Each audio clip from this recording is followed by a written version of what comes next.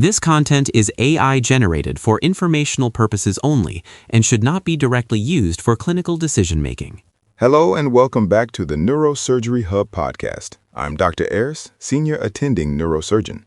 And I'm Dr. Alara, Research Fellow.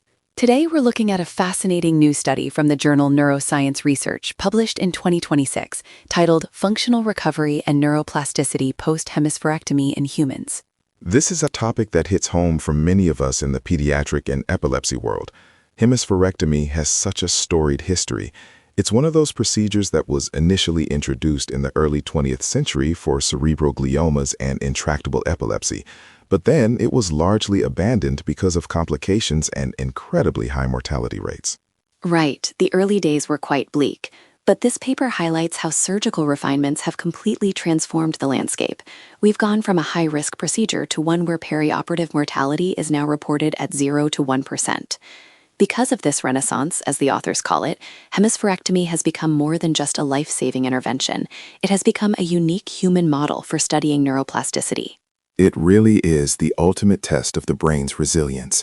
The paper synthesizes current evidence across several domains: sensorimotor, linguistic, visual, and cognitive. Let's dive into the motor aspect first, because that's often the first question parents or patients ask: will I ever walk or move again? The findings there are quite provocative. According to the study, motor recovery commonly relies on alternative descending pathways and, crucially, ipsilateral cortical recruitment. Essentially, the remaining hemisphere isn't just managing its own side, it's stepping in to reorganize and recruit circuits to manage the hemiparetic side. And that speaks to the functional redistribution the authors discuss. But what about language? We traditionally think of language as being so strictly lateralized. That's where the paper really challenges our rigid models of hemispheric specialization. They found substantial adaptability in language outcomes, particularly with early life surgery. It suggests that the brain's capacity for reorganization is much higher than we once thought, provided the intervention happens while the neural architecture is still highly plastic. It's a powerful reminder that the left brain-right brain divide isn't as set in stone as the textbooks sometimes suggest. Now, one area where the recovery seems a bit more limited, according to the paper, is the visual system. Exactly. While language and motor functions show significant plasticity, visual field loss remains largely persistent. However, the study notes that patients often develop compensatory behaviors that can expand their effective field of view. So while the underlying deficit might remain, the functional outcome improves through behavioral adaptation. I want to focus on a term the authors used that I think our residents and colleagues should pay close attention to: degeneracy. In this context, they aren't talking about pathology, but a core principle of neuroplasticity. Yes, they define degeneracy as the capacity of structurally distinct circuits to support the same function. It's a fascinating framework.